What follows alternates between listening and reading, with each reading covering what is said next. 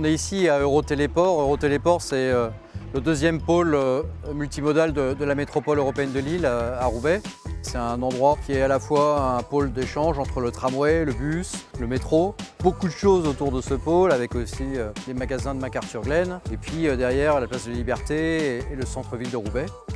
C'est un endroit où on avait jusqu'à présent 2 fois 2 voies de circulation pour les voitures, mais aussi toute une traversée des piétons qui vont prendre le métro, le tramway, qui vont dans les magasins. Et donc on avait un enjeu pour vraiment faire en sorte que les piétons circulent plus facilement d'un côté à l'autre de l'espace. On avait aussi un enjeu de faire ralentir les voitures. Donc on a réduit déjà la circulation des voitures à 2 fois 1 voie. Et là, avec ce projet d'urbanisme tactique, on encourage vraiment les piétons à aller de l'autre côté, juste en suivant le mouvement des couleurs et des traits. Et bien avec cet urbanisme tactique, on pense qu'on va non seulement un peu perturber la circulation des voitures, et puis on va aussi encourager les piétons qui sortent de McArthurGlen à aller de l'autre côté vers l'espace Grand Rue. Et puis inversement, c'est une façon de repenser l'espace.